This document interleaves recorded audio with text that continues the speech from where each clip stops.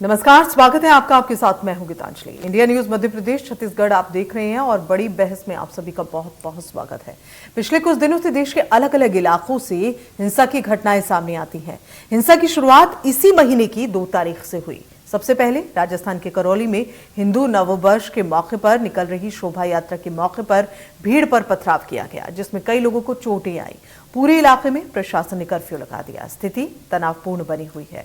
और इसके ठीक बाद रामनवमी के मौके पर एमपी के खरगोन में शोभा यात्रा पर किसी विशेष समुदाय द्वारा पथराव किया गया।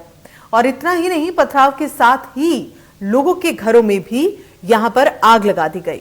खरगोन की इस हिंसा में एमपी के जो एसपी हैं उनके पांव में भी गोली लगी। हालांकि प्रशासन ने इस दौरान दंगाइयों पर जबरदस्त कार्रवाई की। प्रशासन की टीम ने दंगा करने वालों लोगों जो थे उनके घर को चिन्हित किया पहले उन लोगों को, और उनके घरों पर बुलडोजर चला दिया। हालांकि लोग वहां अभी भी डरे हुए हैं, वहां से पलायन करने को मजबूर हैं। और हाल ही में हनुमान जयंती के मौके पर दिल्ली के जहांगीरपुरी में शोभा यात्रा के दौरान हिंसा देखने को मिली।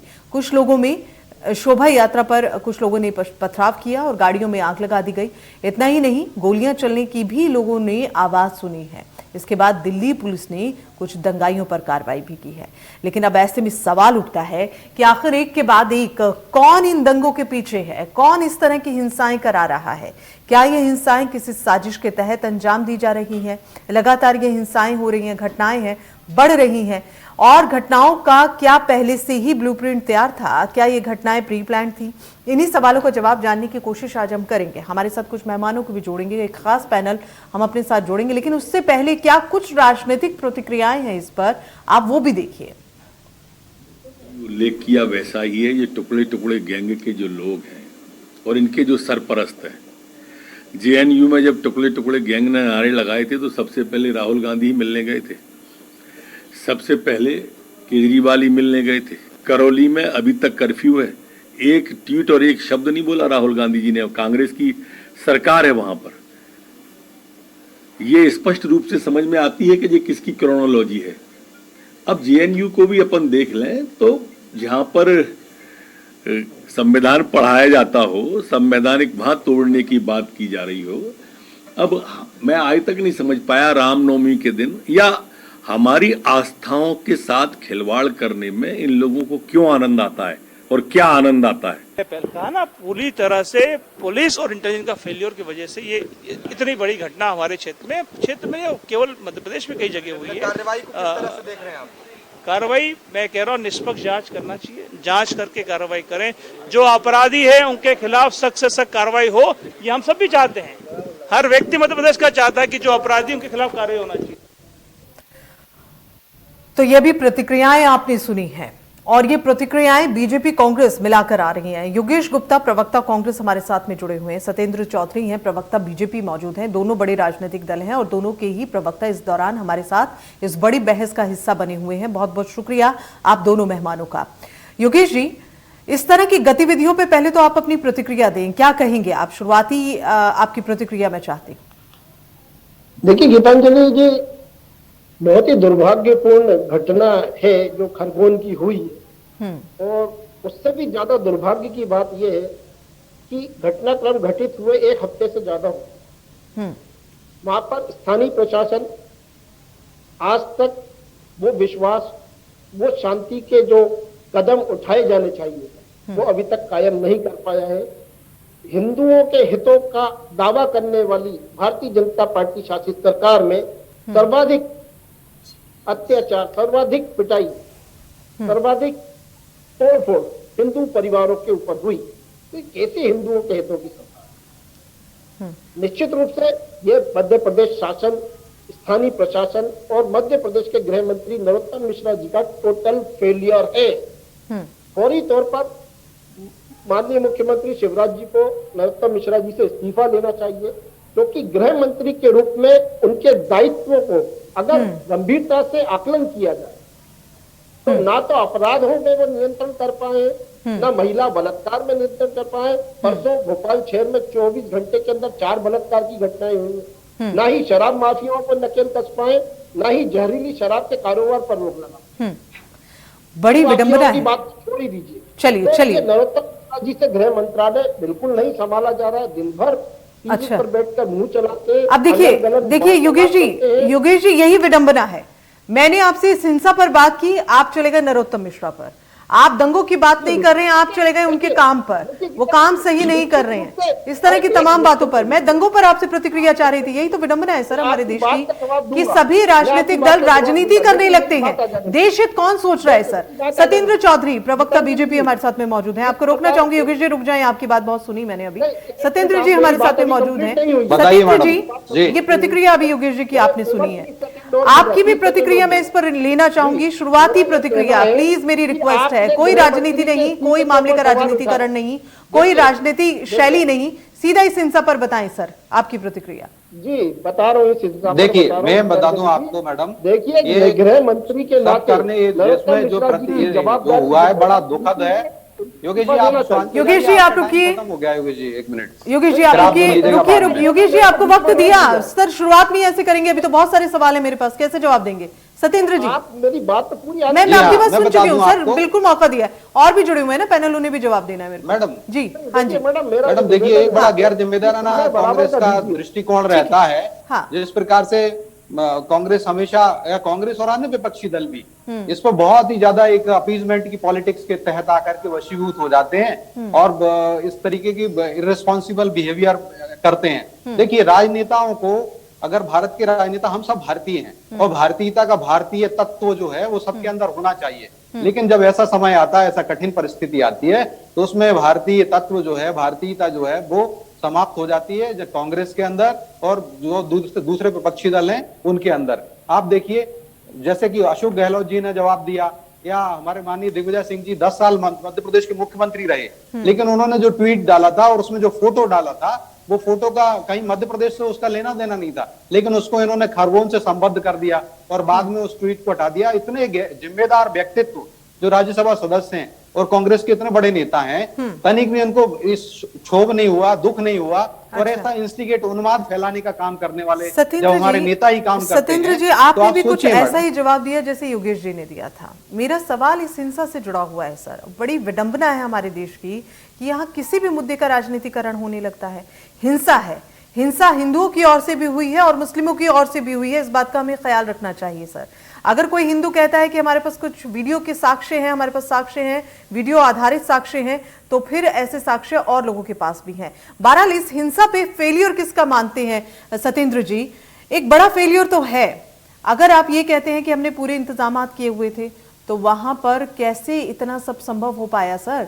पहले से ही मालूम था कि रामनवमी की हम चाहे उदाहरण ले लें, नववर्ष का हम उदाहरण ले लें, हम कल हनुमान जयंती का उदाहरण ले लें, हमें जब पहले से ही मालूम है कि इस तरह की गतिविधियां एक्टिव हैं, चाहे वो हिंदू हो चाहे मुस्लिम हो, तो पहले से ही इंतजामात पूरे क्यों नहीं किए जाते हैं?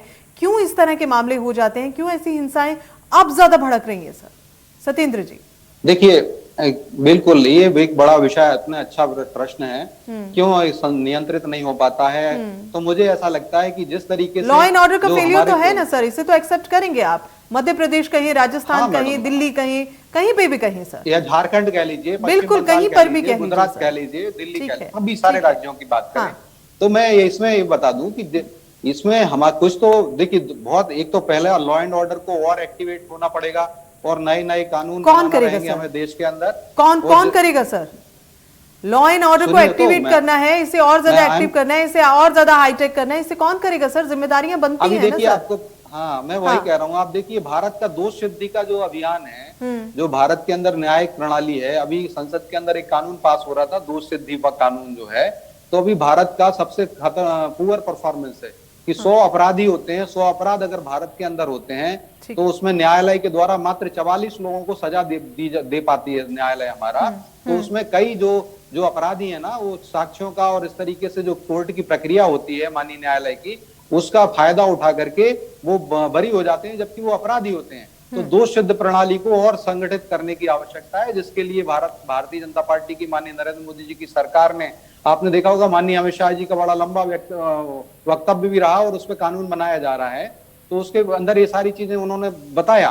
तो भारत के अंदर अगर ये 90% हो जाएगा जिस दिन कि जो अपराध जो अभी 44 लोगों को सजा मिल पाती है और बाकी के लोग छूट जाते हैं 100 में से, अगर ये जब 90 लोगों को सजा मिलने लगेगी तब हमारा न्यायिक प्रणाली, तब हमारा सिस्टम भी सही होगा। तो मुझे ऐसा लगता है तो, हाँ। कि इसमें पूरे न्यायिक प्रणाली को और राजनेताओं की सबसे बड़ी भूमिका होती है। आप देखिए जिस प्रकार से जो अपराध बनता है, हाँ। तो हम राजनेताओं को ऐसे बयान नहीं देना चाहिए कि जो आग लगाएं, जो उन्माद फैलाएं। हाँ। आप देखिए राजनीति, अब आपने बिल्कुल सही बात कही सत्येंद्र जी। मैडम, एक तो मैं पहली पूरी माहौल बात कर ऐसा रहा हूं, है, बहुत ऊपर से इस तरह की बयानबाजियां इस माहौल को और ज्यादा बढ़ा देती हैं, जटिल कर देती हैं समस्याएं। योगेश जी काफी देर से कुछ कहना चाहते हैं। योगेश जी देखिए मैडम, अगर ये दिग्विजय सिंह जी के ट्वीट को कोट करते हैं तो कैलाश विजयवर्गीय जी ने भी 2 दिन के अंदर ही इस प्रकार का एक ट्वीट किया था, जिससे सामाजिक सौहार्द और आपसी भाईचारा डिस्टर्ब होता है। उसमें सीधे सीधे हिंदुओं को धमकी देता हुआ एक वीडियो था, वो तेलंगाना का था, वो भी खरगोन का नहीं। कैलाश विजयवर्गीय करेंगे, कैलाश विजयवर्गीय करेंगे तो दिग्विजय भी करेंगे,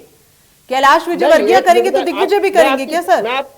मैं आपकी बात का जवाब दे रहा हूँ। देखिए, हाँ। 2014 तक डॉक्टर मनमोहन सिंह की सरकार थी, 10 साल केंद्र में, पूरे देश में इस प्रकार का कोई घटनाक्रम घटित नहीं हुआ।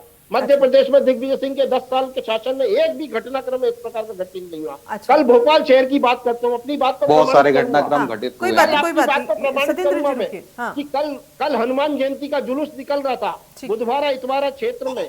वहाँ हमारे 2 उस क्षेत्र से विधायक आते हैं, मध्य से आरिफ मसूद और उत्तर से आरिफ अकील साहब। दोनों विधायकों ने पूरी जिम्मेदारी के साथ वहाँ उस जुलूस का इतना भव्य स्वागत किया है, फूलों की वर्षा करी है, ठंडा पेयजल उपलब्ध कराया है, और सबने मिलकर श्री राम, तो योगेश जी, जय हनुमान, बहुत सही योगेश जी। तो ये राजनीतिक दल हम कांग्रेसियों नहीं बनाई है। नहीं, आप मुझे ये बताइए, ये राजनीतिक दल तय करेंगे कि फूल बरसाए जाएंगे या पत्थर बरसाए जाएंगे? क्या बात कर रहे हैं आप सर? अगर सरकार कांग्रेस की होगी तो फूल बरसाए जाएंगे, अगर बीजेपी की होगी तो पत्थर बरसाए जाएंगे। ये राजनीतिक दल तय करेंगे क्या सर? कैसे? बरसाने वाले जो लोग हैं उनके ऊपर कड़ी कार्रवाई होना चाहिए। ये पत्थर बरसाने वाले वो लोग हैं जिनको मध्य प्रदेश के शासन के अंदर संरक्षण दिया जाता है, जो भारतीय जनता पार्टी की अनुवांशिक शाखाएं हैं। करौली को क्या कहेंगे सर? करौली हिंसा पर क्या कहेंगे योगेश जी? निर्मित करते हैं। कल जहांगीरपुरी में एग्जैक्टली यही हुआ है। योगेश जी, करौली हिंसा को क्या कहेंगे सर? जवाब दीजिए ना। चलिए, आपने नरेंद्र मोदी जी घटनाक्रम घटित होने के 7 दिन बाद तक, ये लीजिए, अब मोदी जी आ गए। सर, मैं आपसे क्या पूछ रही हूँ, हमारे प्रधानमंत्री आप कह रहे हैं मध्य प्रदेश में, योगेश जी आप कह रहे हैं मध्य प्रदेश में ऐसा हुआ, तो करौली में क्या हुआ सर? नहीं, जहाँ करौली में फेलियर नहीं है, घटित हुआ है। देखिए मैडम, मेरी बात सुनिए, बताइए। जहाँ भी इस प्रकार का घटनाक्रम घटित होता है, वहाँ का स्थानीय प्रशासन फेलियर है। वहाँ का जो जिला स्तर पर कार्रवाई होनी चाहिए वो बनती है, और जो अपराधी है उसको कड़े दंड मिलना चाहिए। तो यही तो, लेकिन तो मध्य प्रदेश में भी यही कहा जा रहा है सर। नैतिकता के नाते गृह मंत्री की जवाबदारी बनती है कि उनको फौरी तौर पर इस्तीफा देना चाहिए। उनका टोटल फेलियर है। प्रधानमंत्री मोदी को इस पर कुछ बोलना चाहिए। योगेश जी, कितने इस्तीफे हुए हैं? योगेश जी, पहली बात तो ये बता दीजिए कि कौन से राजनेता इस्तीफा करते हैं, कितने इस्तीफे हुए हैं?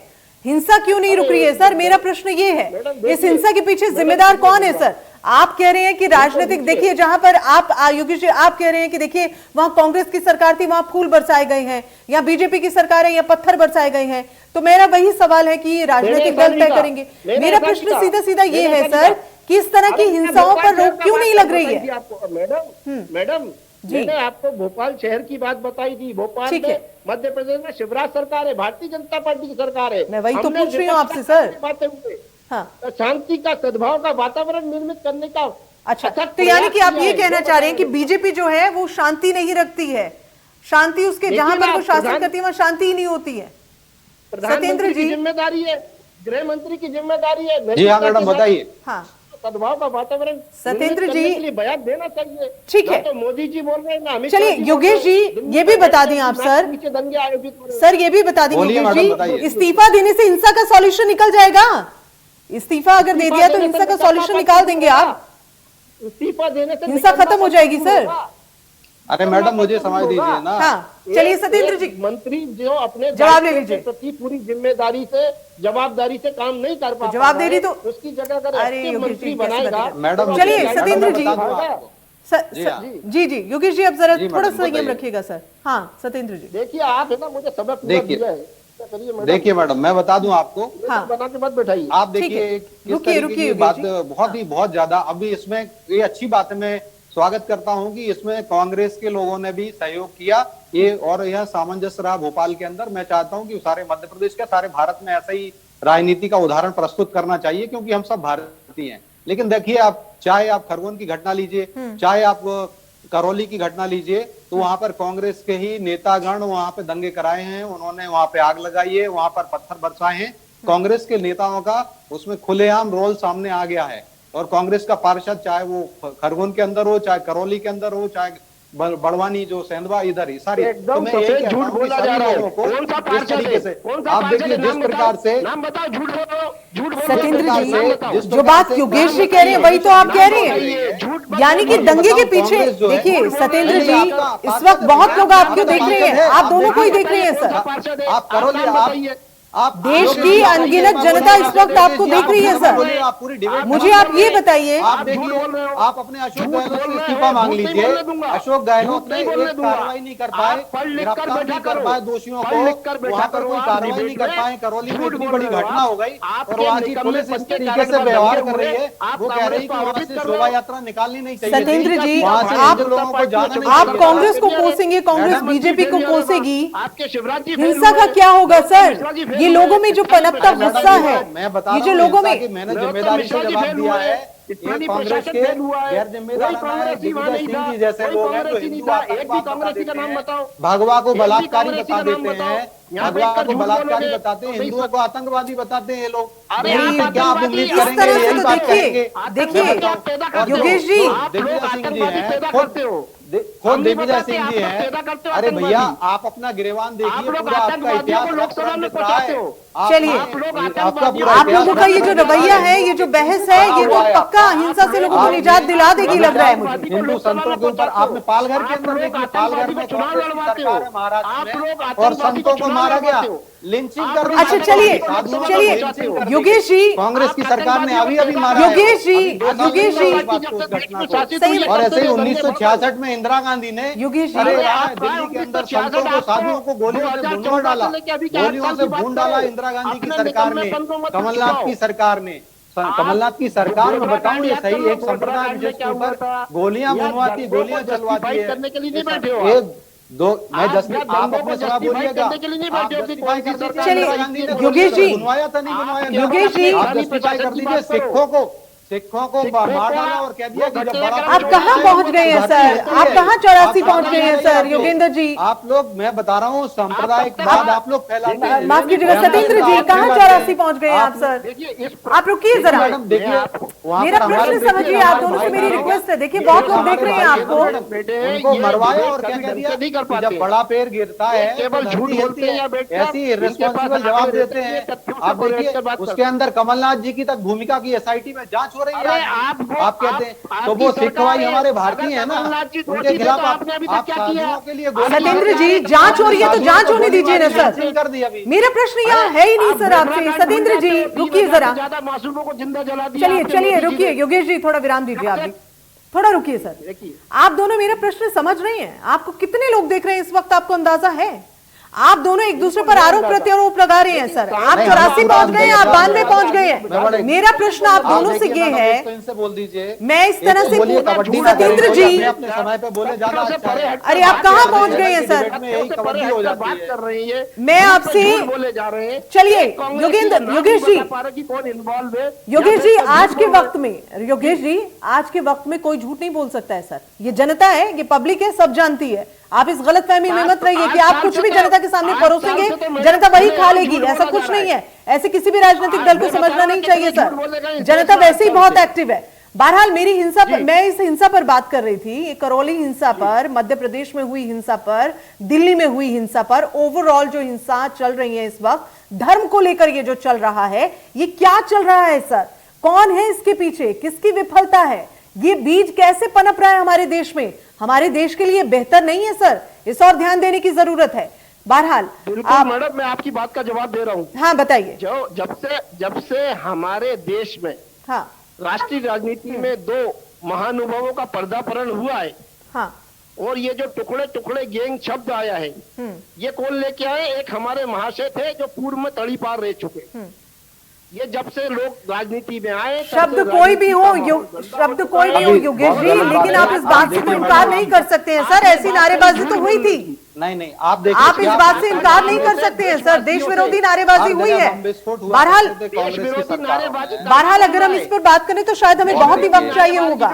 आप लोगों ने अपना कीमती वक्त दिया, हालांकि जो प्रश्न मैं करना चाह रही थी उसका जवाब नहीं मिला है मुझे, लेकिन फिर भी आप लोगों ने जो अपना कीमती वक्त दिया उसके लिए बहुत बहुत शुक्रिया। जुड़ने के लिए, इन सब पूरी बातचीत के लिए बहुत बहुत शुक्रिया आप दोनों मेहमानों का।